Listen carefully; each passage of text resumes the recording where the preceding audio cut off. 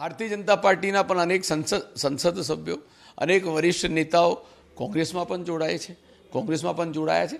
એટલે આ બધી ઘટનાઓ રાજકારણની અંદર સ્વાભાવિક રીતે ક્યાંક સત્તાના મોહમાં, ક્યાંક પ્રલોભનમાં, ક્યાંક ઇન્કમટેક્સ, ઈડી કે પોલીસના ડરમાં, ભયમાં કેટલાક લોકો દબાણમાં આવી જતા હોય ત્યારે આવી પરિસ્થિતિઓ નિર્માણ થતી હોય છે.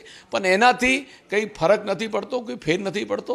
કોંગ્રેસ એક મુવમેન્ટ છે, કોંગ્રેસ એક આંદોલન છે અને કોંગ્રેસ એક ઐતિહાસિક વારસો ધરાવનારી પાર્ટી છે.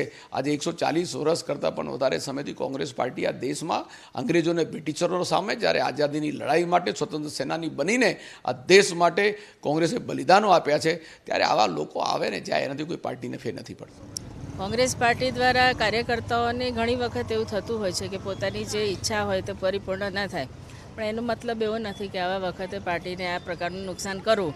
પણ એના કરતાં પણ વધારે ભાજપની જે જીદ છે કે અમે લોકો ગમે તેમ કરીને બિનહરીફ ચૂંટણી કરાવડાવીએ જુદી જુદી સીટ ઉપર. તમે રોહન ગુપ્તાનો પણ એપિસોડ જોયો પહેલાં, બરાબર છે?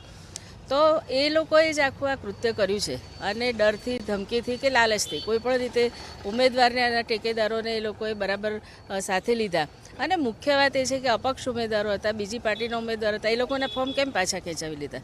આજે લોકોને પોતાના પ્રતિનિધિ ચૂનવાનો, આજે લોકોને વોટ આપવાનો અધિકાર ભારતીય જનતા પાર્ટીએ છીનવી લીધો છે અને આ ખૂબ જ ખરાબ વસ્તુ છે અને મને લાગે છે કે આખા દેશમાં એના પ્રત્યાઘાત બહુ ખરાબ પડે છે.